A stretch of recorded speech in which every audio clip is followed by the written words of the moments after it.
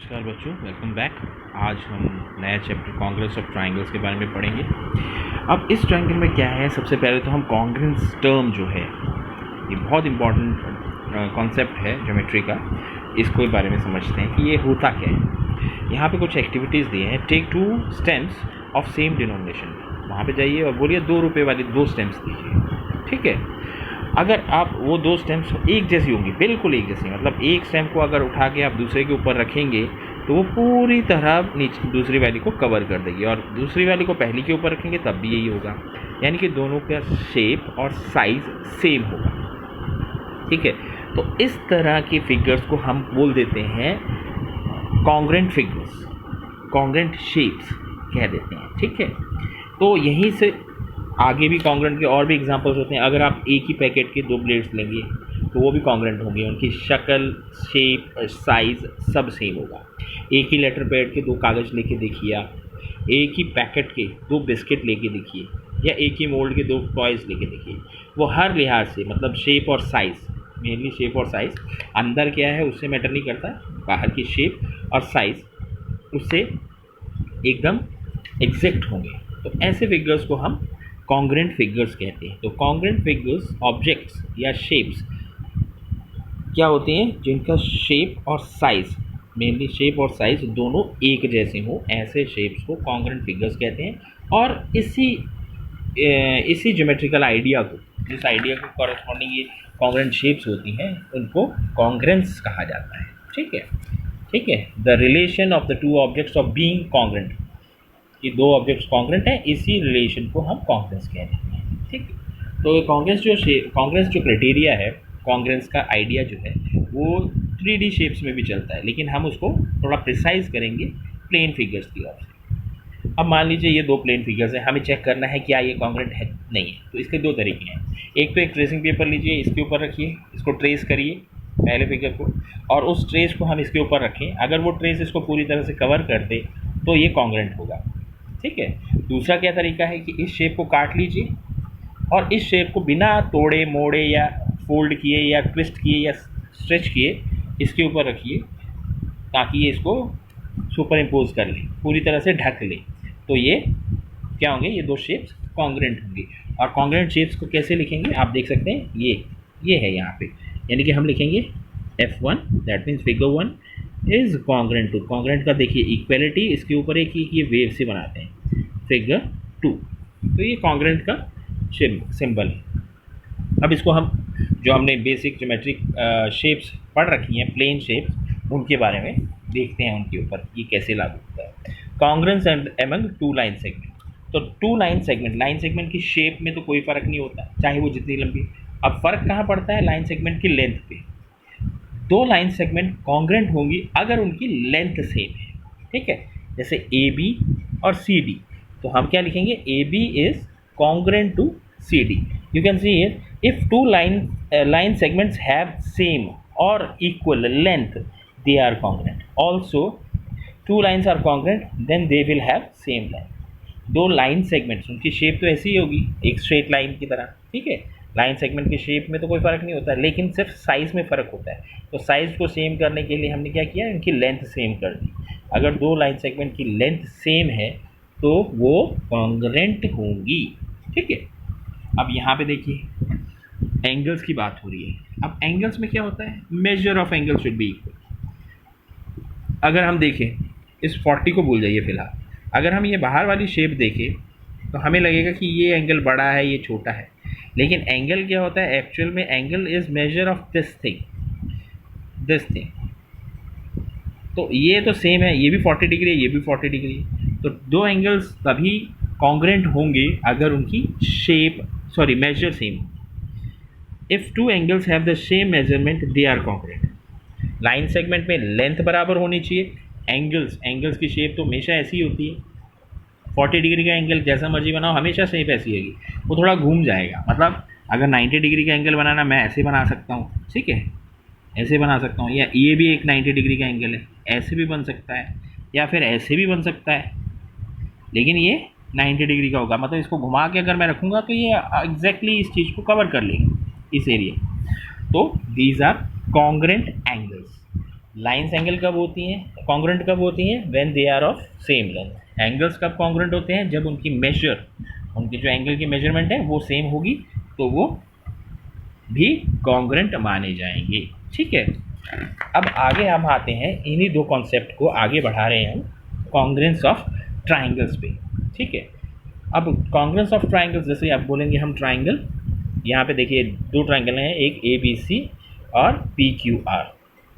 अब मैं इसको जब इसके ऊपर रखूँगा तो आप देखेंगे A P के ऊपर आ रहा है, Q B के ऊपर आ रहा है, R C के ऊपर आ रहा है। तो यहाँ पे थोड़ा सा ध्यान रखने वाली बात है कि triangle ABC is congruent to triangle PQR। तो यहाँ पे क्या ध्यान देना है कि यही चीज़ कि जैसे हमने इस ट्राइंगल को यहाँ पे रखें तो ये इसको सुपर इम्पोज कर रहा है, तो यानी कि ये इसके कॉरस्पॉन्डिंग पार्ट्स हैं। अब पार्ट्स क्या होते हैं ट्राइंगल में? वर्टेक्स होते हैं, लाइन सेगमेंट्स होते हैं, एंगल्स होते हैं। अब कॉरस्पॉन्डिंग पार्ट्स, जैसे वर्टिसेस की बात करें, वर्टिसेस की बात कर रहे हैं पहले हम वर्टिसेस की, तो ए के कॉरस्पॉन्डिंग कौन सा वर्टेक्स हो रहा है? ए के कॉरस्पॉन्डिंग ए के ऊपर आ रहा है P वर्टेक्स, P। ठीक है, बी के ऊपर कौन सा आ रहा है? आप देख सकते हैं बी के कॉरस्पॉन्डिंग आ रहा है Q, बी के कॉरस्पॉन्डिंग Q आ रहा है, और सी के कॉरस्पॉन्डिंग R आ रहा है, तो सी के कॉरस्पॉन्डिंग R वर्टेक्स आ रहा है। ठीक है, वैसे अगर लाइन सेगमेंट्स यानी कि साइड्स की बात करें, ए बी के कॉरस्पॉन्डिंग, मतलब ए बी के ऊपर कौन सी लाइन आएगी? PQ, ए बी के कॉरस्पॉन्डिंग PQ है। ठीक है, वैसे ही BC के कॉरस्पॉन्डिंग QR है, AC के कॉरस्पॉन्डिंग PR है। एंगल्स की बात करें, एंगल B के कॉरस्पॉन्डिंग Q है, एंगल C के कॉरस्पॉन्डिंग R है, एंगल A के कॉरस्पॉन्डिंग P है। तो हम इसको इस ढंग से रखेंगे। ठीक है, अगर यहाँ इसी केस में अगर आप ये लिख देते हैं एंगल ABC इस, वैसे देखिए triangle PQR, triangle QPR, triangle RPQ, triangle QRP, ये सब एक ही हैं। ठीक है, लेकिन जब हम ABC लिख रहे हैं यहाँ पे कॉरस्पॉन्डेंस के केस में, तो मेरे को ट्राइंगल PQR ही लिखना पड़ेगा, क्योंकि A यहाँ पे पहले है तो यहाँ उसके कॉरस्पॉन्डिंग P पहले होना चाहिए, B के कॉरस्पॉन्डिंग Q है और C के कॉरस्पॉन्डिंग R है। वैसे ही आप साइड्स की बात करें, AB के कॉरस्पॉन्डिंग PQ है। समझ में आ रही है बात? इसके पहले दो ले रहा हूँ तो इसके भी पहले दो ले रहा हूँ, इसके लास्ट के दो ले रहा हूँ BC, तो QR उसके कॉरस्पॉन्डिंग है। देखिए BC के कॉरस्पॉन्डिंग QR है। तो ये ध्यान रखने की ज़रूरत है। अगर मैं इसको ट्राइंगल BAC लगूँ, इस ट्राइंगल और इस ट्राइंगल में कोई फ़र्क नहीं है, लेकिन जब मैं इसके कॉरस्पॉन्डिंग यहाँ पे लिखूँगा तो ये नाम भी उसी हिसाब से चेंज होगा। जैसे अब B के कॉरस्पॉन्डिंग Q है तो यहाँ पे B पहले है तो यहाँ पे Q लिखना पड़ेगा। A के कॉरस्पॉन्डिंग P है तो A बीच में है तो यहाँ पे P बीच में आएगा। C के कॉरस्पॉन्डिंग R है तो R ही लिखना पड़ेगा। तो ऐसे ही लिखूँगा मैं। ठीक है, समझ में आ गई बात? जैसे यहाँ पे भी दिया है, देखिए कॉरस्पॉन्डिंग वर्टिसेस कौन से हैं? AP, BQ, CR, और कॉरस्पॉन्डिंग साइड AB PQ के, BC QR के। ठीक है, कॉरस्पॉन्डिंग एंगल AP के। ठीक है, समझ में आ गई बात? ध्यान रखना है। जैसे अब यहाँ पे देखिए, ये इन्होंने एक एग्जाम्पल दे रखा है, बहुत इम्पॉर्टेंट है।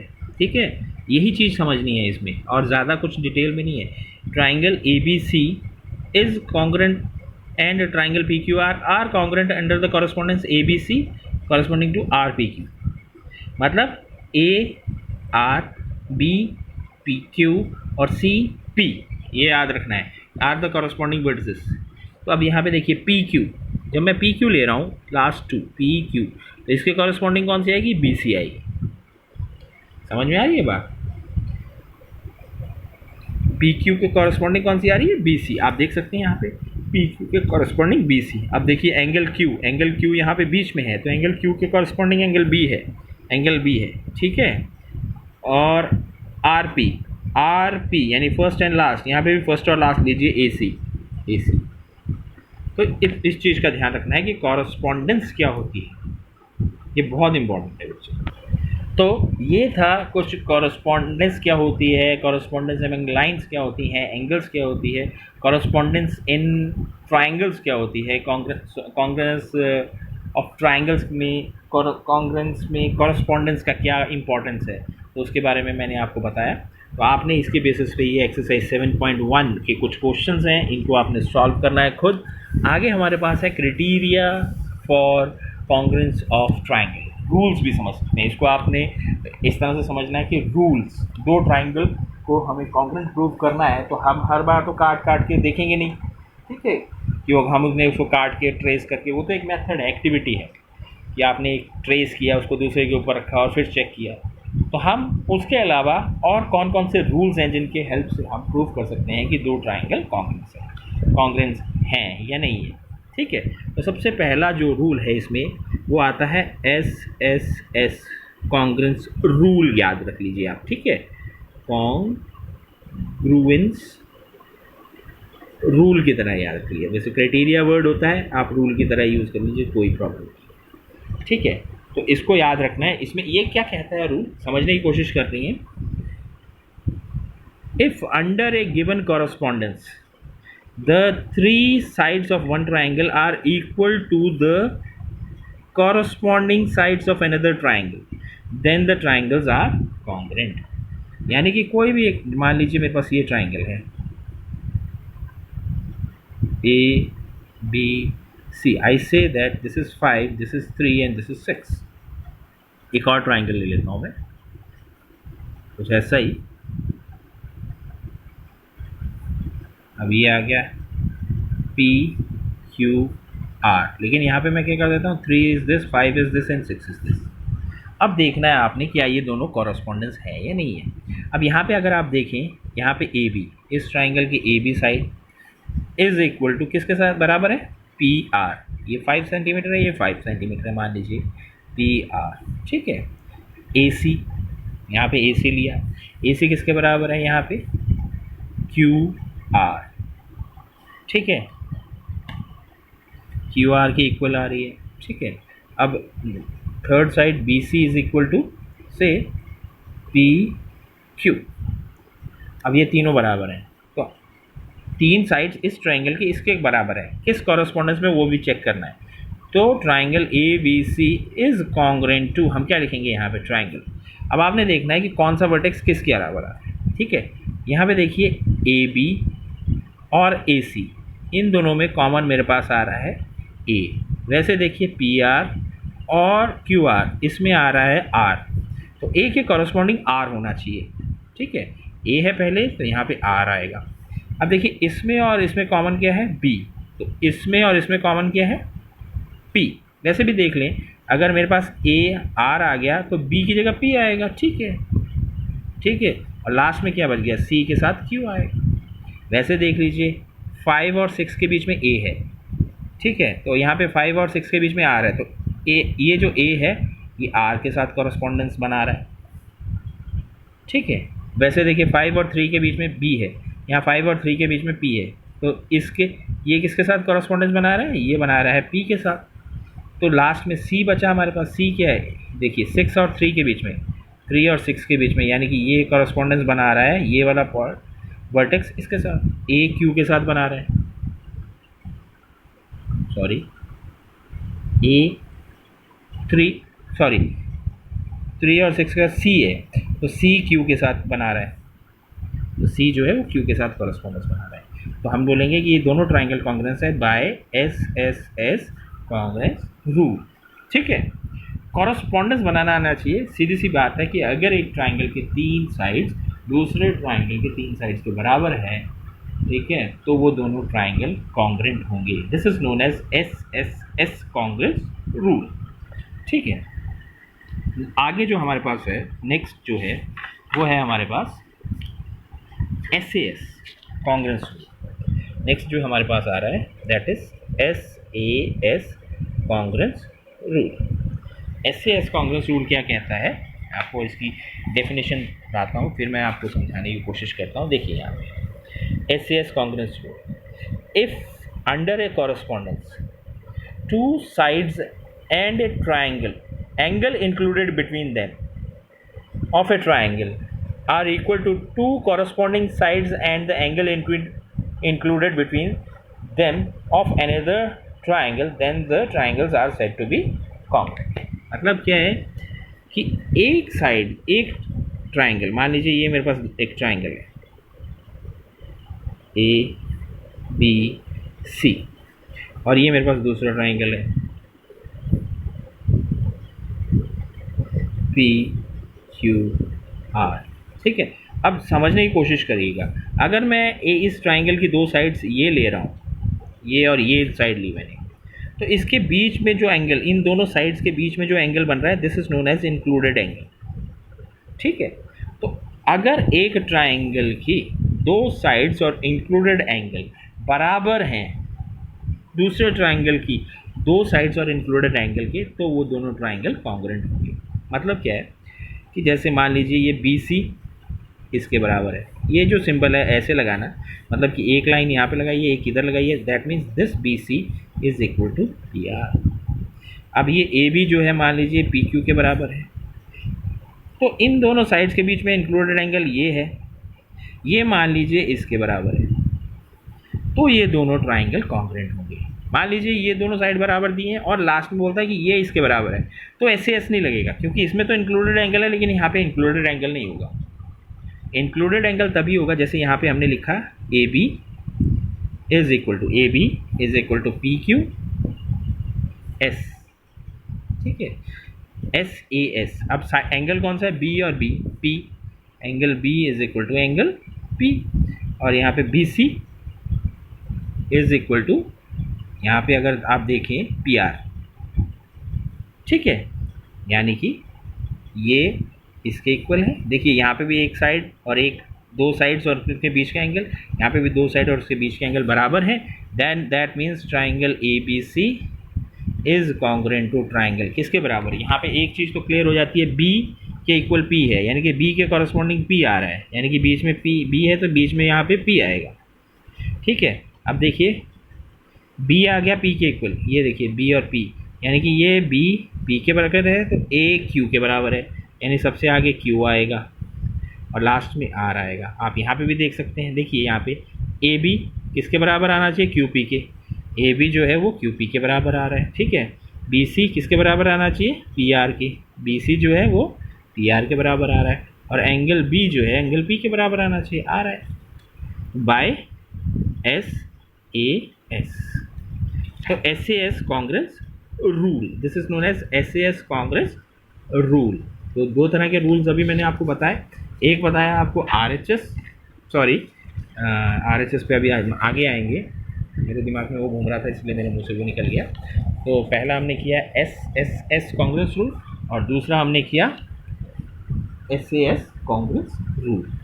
तो यहाँ पे भी आप एग्जांपल में देख सकते हैं, जैसे ये देखिए ये एक ट्राइंगल है, ये दूसरा ट्राइंगल है। अब देखिए यहाँ पे दिस इज़ 4, ये 4 दिया है, ये 4.5 है, यहाँ पे 4.5 है, इन दोनों के बीच का इंक्लूडेड एंगल 60 है। अब इस एंगल का हमें जो पता नहीं है, अगर हमें ये भी दिया हो, ये 4 और इसके बीच का एंगल ये 60 दिया हो, ठीक है, यहाँ पे 55 दिया है, ये दूसरा भी तो हो सकता है, जैसे मान लो ये 4 हो सकती है, यहाँ पे तो तीनों दिए हैं, तो ये एंगल कॉन्ग्रुएंट हो भी सकते हैं, नहीं भी हो सकते, तो हम डेफिनेटली नहीं कह सकते। लेकिन यहाँ पे अगर हम देखें, this is 7, this side is equal to this side is equal to this, और इन दोनों के बीच का एंगल ये इसके इक्वल है, तो ये ट्राइंगल इसके कॉन्ग्रुएंट है। हम लिखना कैसे है, ए बी सी किसके कॉरस्पॉन्डिंग होगा, बी के कॉरस्पॉन्डिंग ई है। अगर मैं लिखूँ इसको, triangle A B C is congruent to triangle, क्या लिखूँगा इसमें, देखिए बी के कॉरस्पॉन्डिंग ई आ रहा है, तो बी बीच में है तो ई बीच में आएगा। ठीक है, अब ए बी किसके बराबर है यहाँ पे, ई एफ के, यानी कि एफ जो है वो ए के कॉरस्पॉन्डिंग है, और लास्ट में कौन सा बचा आपका, डी, तो यहाँ पे डी लास्ट में आएगा, तो हम इसको ऐसे लिखेंगे एफ ए डी। ठीक है, you can see here also first part, ये देखिए, तो यहाँ पे हमने देखा A B C F E D के कॉरस्पॉन्डिंग है by S A S congruence rule. ठीक है, तो ये होता है S A S congruence rule. Next जो हमारे पास रूल आता है that is A S A, तो उसी तरह से ही। ठीक है, अब वहाँ पे क्या था, एंगल साइड एंगल, यहाँ पे क्या है, ए S A, let me read out the definition for you. A S ए, हाँ यहीं पे लिखा हुआ है, देखिए, if under a corresponding two angles and included side of one triangle are equal to two corresponding angles and included side of another triangle, then the triangles are congruent. इसमें क्या है, वहाँ पे साइड्स और इंक्लूडेड एंगल था, यहाँ पे क्या है, मान लीजिए ये ट्राइंगल है मेरे पास X Y Z and next another triangle मान लीजिए ऐसा है,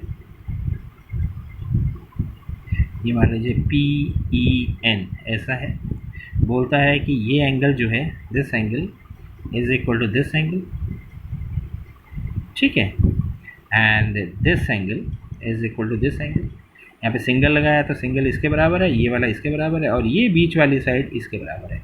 इंक्लूडेड साइड का मतलब ये है दो एंगल और दो एंगल्स के बीच में जो साइड है, यहाँ पे भी दो एंगल्स उनके बीच वाली साइड है। इसको भी देखो कैसे लिखेंगे हम, angle Y is equal to angle N, देखिए ये एंगल इसके इक्वल दिया है, ये सिंगल लाइन का मतलब है ये इसके इक्वल है, लेकिन S A sorry angle now side, talking about side Y Z is equal to E N, Y Z is equal to E N, ठीक है। अब next angle Z angle is equal to angle E, तो triangle X Y Z will be congruent to triangle, किसके congruent आएगा, इसमें तो simple है, y के कॉरस्पॉन्डिंग n है, z के कॉरस्पॉन्डिंग e है, तो x के कॉरस्पॉन्डिंग n हो जाएगा, सॉरी p हो जाएगा, तो p हो गया, y के कॉरस्पॉन्डिंग कौन सा n e, z के कॉरस्पॉन्डिंग e है, ऐसे लिखेंगे इसको, these two triangles are equal by angle side angle congruence criteria, ठीक है, क्लियर है। so this is angle side angle congruence criteria. तो अभी तक हमने तीन तरह के कॉन्ग्रुएंस क्राइटेरिया पढ़े हैं, एक साइड एक साइड एंगल साइड, एक एंगल साइड, ठीक है। अब हम आते हैं राइट एंगल ट्राइंगल जो होते हैं उनको कॉन्ग्रुएंस कैसे प्रूव किया जाए। अब इसमें तो पहली बात है कि दोनों एंगल्स राइट एंगल्ड होने चाहिए, तो उसमें हम लगाते हैं RHS congruence rule, right hypotenuse side, right stands for right angle triangle, ये रूल्स हमेशा राइट एंगल्ड ट्राइंगल्स में ही लगता है, H stands for hypotenuse and S stands for side, ठीक है। अब देखिए जैसे अब पहले तो हाइपोटेन्यूज क्या होता है, hypotenuse is the longest side in A right angle triangle, कोई राइट एंगल ट्राइंगल है तो 90 डिग्री के सामने जो साइड होती है that is hypotenuse, A B C, मान लीजिए एक ट्राइंगल ये है,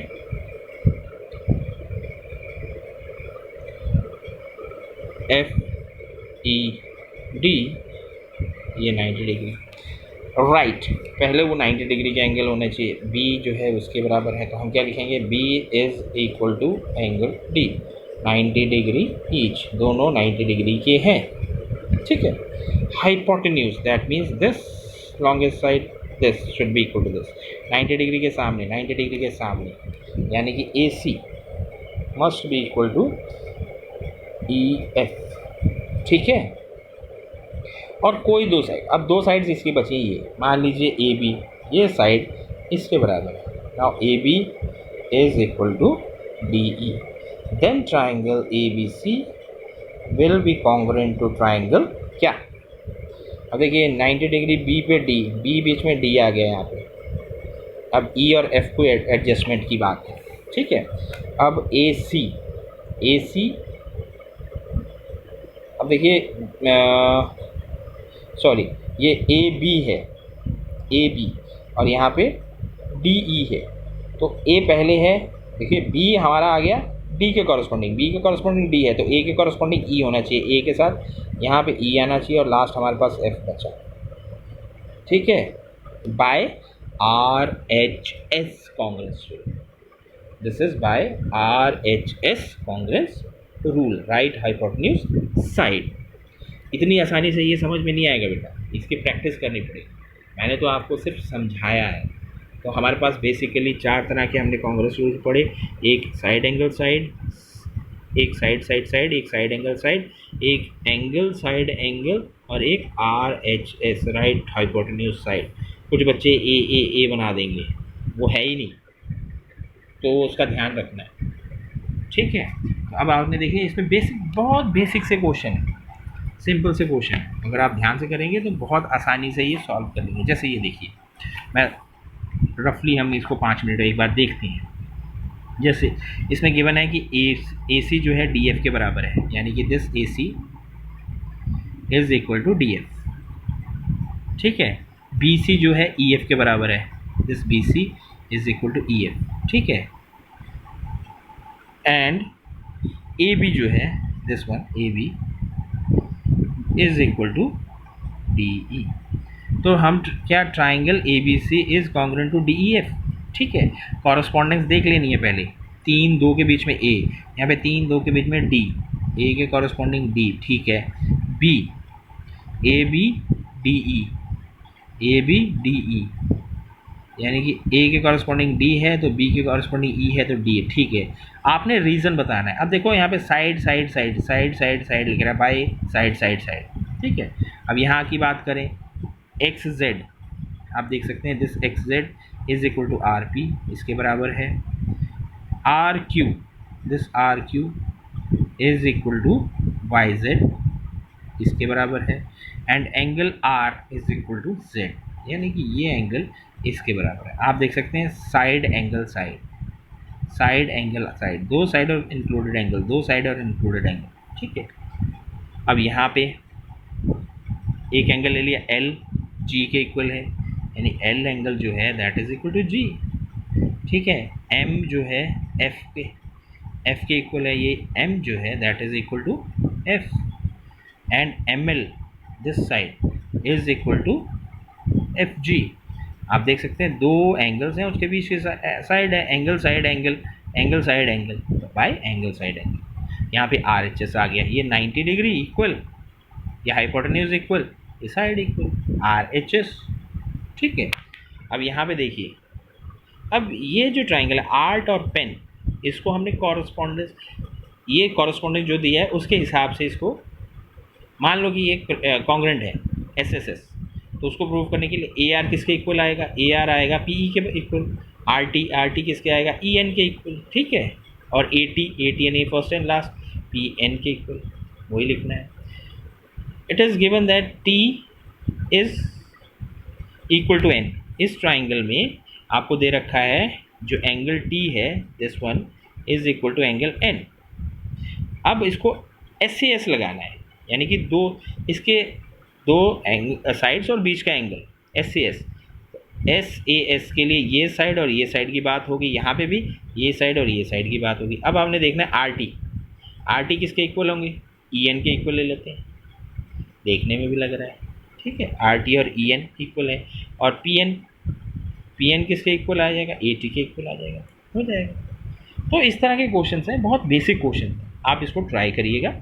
अगर नहीं आएगा तो आप पूछ सकते हैं, ठीक है।